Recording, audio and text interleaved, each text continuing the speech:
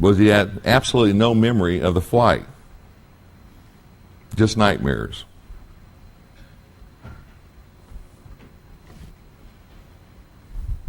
He had no memory of flight from the time he had taken off from the base to the time he woke up at the Naval Regional Hospital in Okinawa. I managed to track down Dave, one of the contacts that was passed on to me in Southern California, and he confirmed off the record that the incident was exactly as related to me previously. Dave said he was happy somebody was writing about this experiences, as most pilots wouldn't talk about them. Dave was still drinking, and he still had nightmares.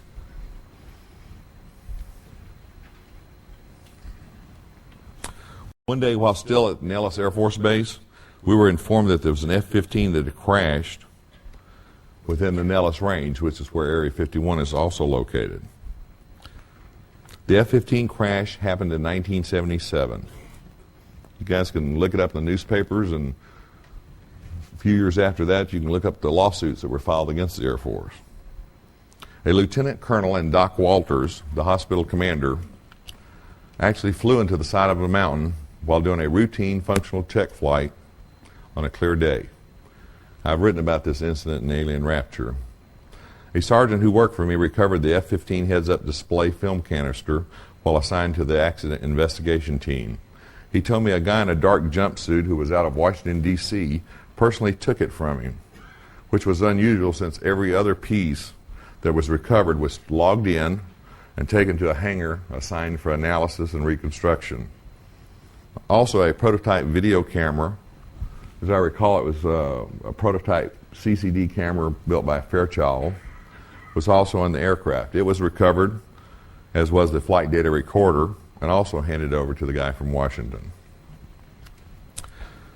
One night, a couple of weeks after the crash, Gerald, my NSA friend, showed up at the Silver Dollar Saloon and Casino, where I was working that night.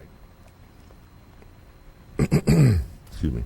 He related to me that the lieutenant colonel had radioed the Nellis Tower.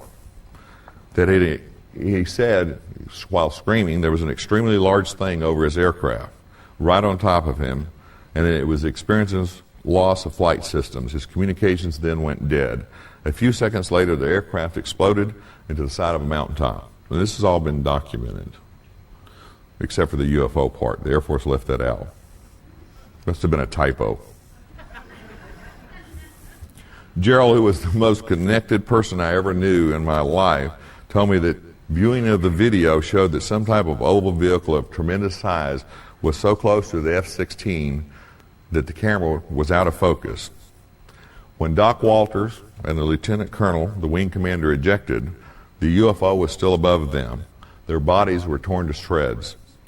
Officially, it was determined, as always is the case, that pilot error caused the perfectly functional new F-15 aircraft in clear airspace with maximum visibility to crash into the side of this mountain. These are some of the type of stories that have been shared with me.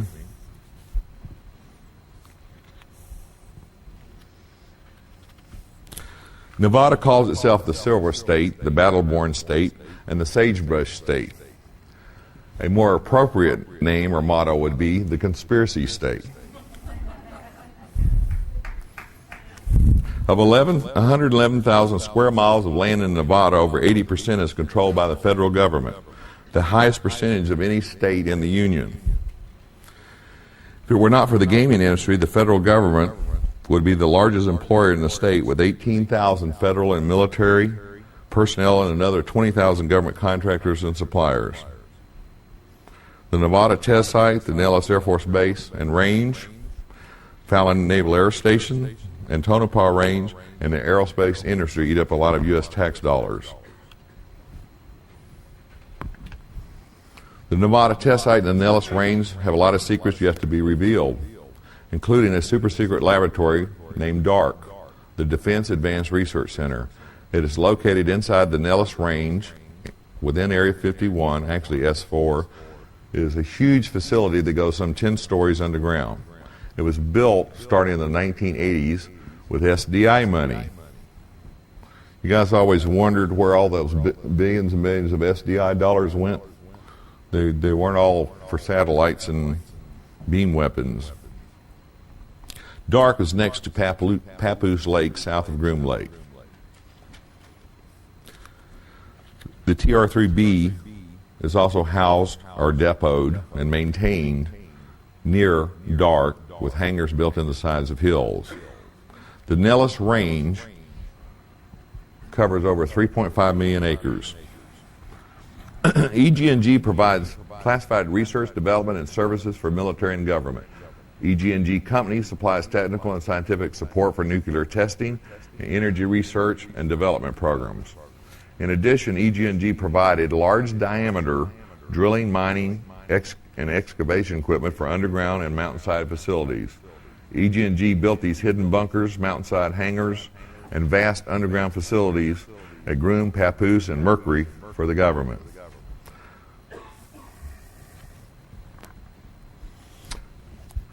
So what's going on today, you ask? Let's talk about some of this newer stuff. Oops. The Hiller platform and the Aurora saucer and the Northrop wings were aerospace vehicles where advanced technology was developed and tested. Each emulated some characteristic of UFOs, as described by the late Dr. Paul Hill. Hill was a NASA UFO investigator who talks about UFOs and technologies in his book, Unconventional Flying Objects. And other than my book, it's my second favorite book of all the books I've read. There's a lot of details about his UFO investigations.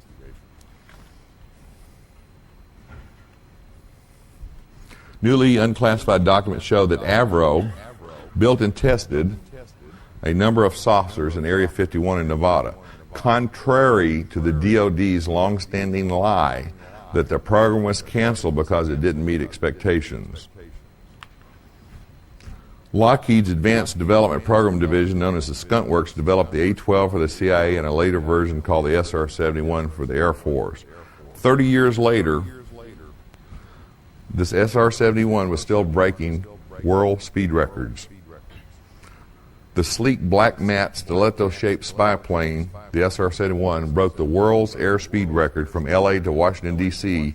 on its retirement flight in 1990, 2,000 miles in 1 hour and 4 minutes. Area 51, the Groom Air Base facilities, has a 6-mile-long runway, the longest in the U.S. Why a 6-mile-long runway? You need a runway this long if the minimum or stall speed of the aircraft is extremely high speed. Some of these aircraft land basically at the speed of sound. Aircraft without wings, like wedge-shaped lifting bodies, or those with 75-degree swept-back wings, have a very high stall speed. So they take off fast and they land fast. My sources estimate that up to 35% of SDI funding was siphoned off to provide primary expenditures for the Air Force's most classified black program, which started in 1982. It is called the Aurora program. Aurora is the code name of an ongoing program to build and test advanced aerospace vehicles. Contrary to popular belief, Aurora is not the name of an aircraft. Aurora comes from Aurora Borealis, the excited gas in the upper atmosphere.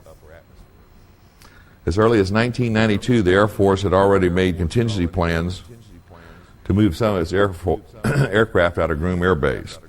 The public eye was on the base, and they didn't much like it. Everything that needed a long runway, such as the SR-75, was removed by early 1992 to other bases in the United States and overseas, such as Diego Garcia. Short takeoff and landing vehicles, especially the Batwing TR-3A Manta and the TR-3B Flying Triangle, or Astra, were relocated to Papoose in the southern part as well of what is now called Area S4. Other than the SR-75 still being dispersed to other locations, more research and development is going on at Groom and S4 than ever before.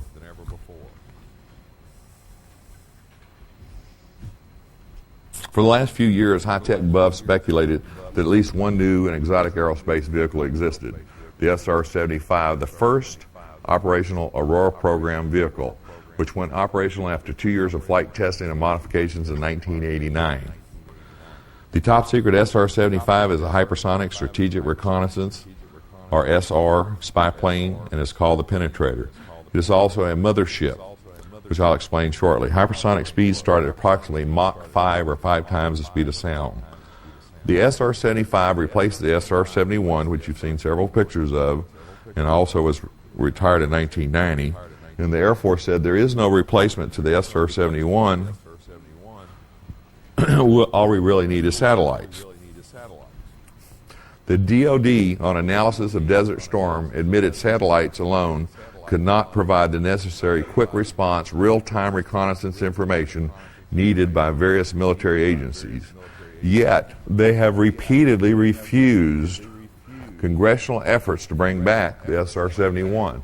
I have a friend that's been working out in Palmdale at Lockheed, off and on, for several years, on this fake Bring Back the SR-71 program. So why doesn't the Air Force want it back if Congress is willing to give them extra money? Wouldn't affect any of their other budgets.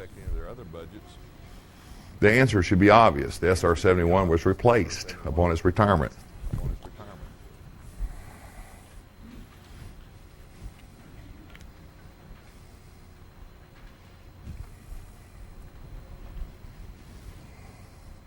The new SR-75 is capable of position anywhere in the world in less than 3 hours. It carries multispectral sensors such as optical, radar, infrared, and laser. It collects images, electronics intelligence, signals intelligence, and eliminates targets. The 75 far exceeds the classified military speed and altitude records set by the old SR-71, which could fly at classified speeds of Mach 3. Actually, it could fly at Mach 3.3 at 85,000 feet. The SR-75 attained altitudes of 120,000 feet and speeds exceeding Mach 5 on its initial flights. That's over 3,300 miles per hour. From takeoff to landing, the 75 can make a round trip from central Nevada to northeast Russia and back in under 3 hours. Let's get a speeding ticket for him. It's 162 feet long and has a wingspan of 98 feet. The belly of the vehicle stands 10 feet off the ground. Carries a crew of 3, a pilot, a reconnaissance officer, and a launch control officer, who doubles as electronics warfare officer. 2 methane and LOX-fueled high-bypass turbo-ramjet combined cycle engines are housed under each wing, and the bay runs some 40 feet under the wings, terminated at the trailing edge of the wing. The explosive pulse-detonated wave engines that push the huge SR-71 to speeds above Mach 5. And by the way, the latest reported modifications to the engines said it can fly up to Mach 7, or 4,500 miles per hour. Although the plane has been sighted on numerous occasions, it's been picked up on military radar, and the pulse detonation wave contrails that it leaves behind has been seen, the Air Force vehemently denies its existence. Some of the pilots I talked to, one that actually worked on the program, said that when the pulse detonation takes place, the pilots call it stair-stepping, which is an unusual term. The 2 large engine bay inlets under each wing of the awesome black SR-75 hang down 7 feet from the underside of the wing and are 12 feet wide. You could drive a Volkswagen Beetle into the exhaust of one of these. The SR-71 and SR-75 Scramp, or daughter ship, are all built by Lockheed Skunk Works, or Lockheed Advanced Development Company. The SR-74 Scramp is the daughter ship which rides piggyback on the back of this SR-75. Scramp is from scramjet rocket propulsion. Scramjet means a supersonic combustion ramjet. Gerald, my NSA friend, witnessed the flight of the big black SR-75 carrying the small SR-74 Scramp while within Area 51. It was sitting piggyback up on the upper raised platform of the SR-75. I had heard talk about the SR-75 replacing the SR-71 as far back as the mid-70s. Remember, the SR-74 that rides on the back of this thing can't take off from the ground. It can only launch from the SR-75 at altitudes above 100,000 feet. At that point, it can launch and attain altitudes of 800,000 feet or 151 miles, which is low Earth orbit. The Air Force uses the SCRAMP to launch small, highly classified ferret satellites for the National Security Agency.